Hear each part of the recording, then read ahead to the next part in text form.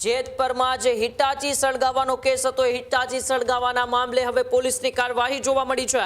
શંકાના આધારે મોરબી તાલુકા પોલીસે નિલેશ સેરવાડિયાને બોલાવ્યા। આ આંદોલનના આગેવાનો જે છે એના કારખાને ખોટી રીતે રેડો પણ કરવામાં આવી છે અને આંદોલનમાં મને પણ ક્યાંક ને ક્યાંક બદનામ કરવાના પણ ઈરાદાઓથી તંત્ર દ્વારા મને ખોટા કેસમાં ફિટ કરીને નોટિસ પણ આપવામાં આવી છે, પરંતુ અમે ડરવાના નથી, બીવાના નથી।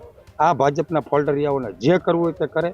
આ આંદોલન ચાલુ રહેશે અને રહેશે। આ આવ્યું એટલે મારે એમને સાથે આવવું પડ્યું કે મારી ગાડીમાં સાથે હતા, અમે ક્યાંય આગે ગયા નથી, તમામ ઠેકાણે તમે જોઈ લેવાનું, એટલે અમે એનું નિવેદન આપ્યું, બીજું કાંઈ અમને કંઈ બીજું કંઈ હતું નહીં।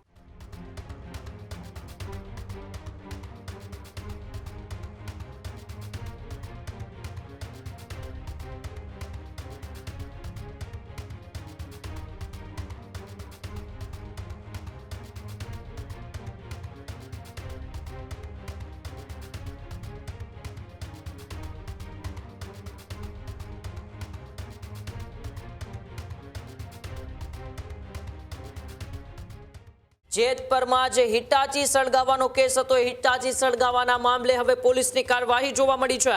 આંદોલનકારી નિલેશ સેરવાડિયાનું પોલીસ સમક્ષ નિવેદન। શંકાના આધારે મોરબી તાલુકા પોલીસે નિલેશ સેરવાડિયાને બોલાવ્યા તો રાકેશ સમૃત્યા સહિતના સમર્થકો પણ પોલીસ સ્ટેશન પહોંચ્યા હતા। નિવેદન બાદ નિલેશ સેરવાડિયાની તીખી પ્રતિક્રિયા પણ જોવા મળી। આંદોલન તોડવાના પ્રયાસનો આક્ષેપ નિલેશ સેરવાડિયાએ કર્યો। તપાસમાં સંપૂર્ણ સહયોગ આપવાની પણ ખાતરી નિલેશ સેરવાડિયાએ આપી। આંદોલન ચાલુ જ રહેશે તેવી પણ જાહેરાત કરવામાં આવી। ત્યારે સમગ્ર મામલે પોલીસ તપાસ પણ યથાવત છે। ત્યારે જેતપરની અંદર હિટાચી સળગાવવાના કેસમાં એ પહેલા તો નિલેશ સેરવાડિયાને સમન્સ પાઠવવામાં આવ્યું હતું પોલીસ સ્ટેશન હાજર રહેવાનું, અને હવે નિલેશ સેરવાડિયા છે તે પોલીસ સ્ટેશન ખાતે હાજર રહ્યા હતા। ત્યારે રાકેશ સમૃત્યા સહિતના અન્ય આંદોલનકારી અને તેમના સમર્થકો પણ હાજર રહ્યા હતા અને નિલેશ સેરવાડિયાની પૂછપરછ બાદ તેમની તીખી પ્રતિક્રિયા જોવા મળી હતી કે જે રીતે આ આંદોલન તોડવાના પ્રયાસો થઈ રહ્યા છે તે પ્રયાસો ક્યારેય પણ સફળ નહીં થાય।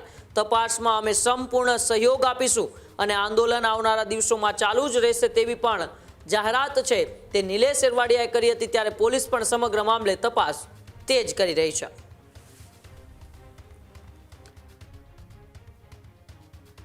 જેતપર મુકામે જે ઉપવાસ છાવણી ચાલી રહી છે એ સંદર્ભે હું પહેલા દિવસથી ત્યાં જોડાયેલો હતો।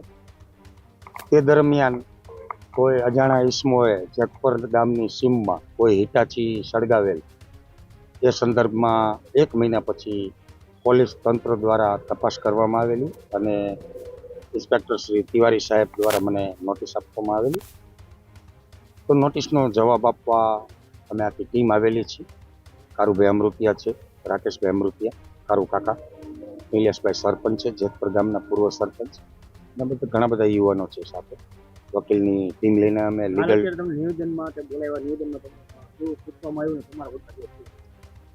નિવેદન લેવા માટે બોલાવેલા અને અમે નિવેદન આપેલ।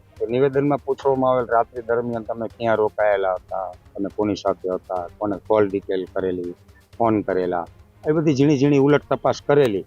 તો ક્યાંક ને ક્યાંક ભારતીય જનતા પાર્ટીના નેતાઓ દ્વારા આ આંદોલનને ડેમેજ કરવા માટેના પ્રયાસ થઈ રહ્યા છે।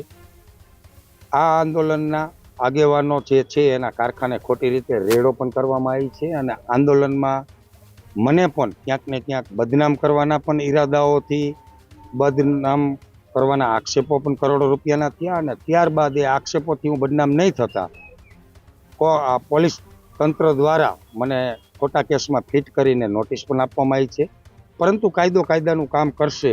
ઇન્સ્પેક્ટર તિવારી સાહેબે બહુ પોઝિટિવ રીતે અમને લીધા છે, નિવેદન યોગ્ય રીતે લીધું છે, અમારી કોલ ડિટેલ કાઢી, ડિક્લેરેશન CDR કાઢી અને વિશ્લેષણ ચર્ચા પણ કરી છે અને યોગ્ય તપાસ પણ કરી છે અને પોલીસ તંત્રની તમામ તપાસમાં અમે સાથ સહકાર આપવા માટે બંધાયેલા છીએ, પરંતુ અમે ડરવાના નથી, બીવાના નથી। આ ભાજપના ફોલ્ડરિયાઓને જે કરવું હોય તે કરે। આ આંદોલન ચાલુ રહેશે અને રહેશે। કિસાનોના હક, અધિકાર અને ન્યાય માટેની લડત છેલ્લા શ્વાસ સુધી બંધ નહીં થાય। અમારે જે જેતપર બનાવ બન્યો હતો કે છોકરાઓ આંદોલનમાં ગયા હતા, ત્યારે છોકરાઓ બધા આવે એટલે અમે અને ભાઈ મામા રાહ જોતા હતા, નિલેશ મામા, કે બધા છોકરાઓ આવી જાય, છોકરીઓ 2 બસ લઈને આવી જાય એટલે અમે ઘરે નીકળશું। પછી આવી ગયા ને અમે છોકરીઓ આવી ગઈ, છોકરા અમારા થોડાક બાકી હતા, એટલે અમે 3 સાડા 3 સુધી અહીંયા હતા. અમે અણિયારી નાસ્તો કર્યો, સાથે ને સાથે હતા, ક્યાંય આગા પાછા નથી ગયા. અને જો આ આવ્યું એટલે મારે એમને સાથે આવવું પડ્યું કે મારી ગાડીમાં સાથે હતા, અમે ક્યાંય આગે ગયા નથી, તમામ ઠેકાણે તમે જોઈ લેવાનું. એટલે અમે એનું નિવેદન આપ્યું, બીજું કાંઈ અમને બીજું કાંઈ હતું નહીં. ખેડૂત ભાઈઓ છે ખેતરમાં ડ્રોન ઉડાવતા હોય છે ત્યારે આપણે એક પ્રશ્ન સતાવતો હોય છે કે જે આપણે અત્યાર સુધી જીપીએસ ટેકનોલોજીવાળા ડ્રોન વાપર્યા છે, જેથી કરીને મોબાઈલ ટાવર છે અથવા તો હાઈ ટેન્શન લાઇન પસાર થતી હોય, કોઈ વૃક્ષો હોય, ત્યારે જે જીપીએસ ટેકનોલોજીવાળા ડ્રોન છે એમાં ટકરાય અને ટ્રેસ થાય છે. પણ એગ્રીવન લાવ્યું છે GNSS ટેકનોલોજી ડ્રોન, જેથી કરીને એ ડ્રોન છે એ કોઈ જગ્યાએ ટકરાય નહીં, પોતાની રીતે જ ડિસિઝન લે છે ને મૂવ થઈ જાય છે, જેથી કરીને GNSS ટેકનોલોજી ડ્રોન છે એ વાપરવાનો આગ્રહ રાખો. હજુ સુધી તમે અમારી ચેનલને સબસ્ક્રાઇબ નથી કરી તો અત્યારે જ ન્યૂઝરૂમ ગુજરાતને સબસ્ક્રાઇબ કરો, ફેસબુક અને ઇન્સ્ટાગ્રામ પર ફોલો કરો.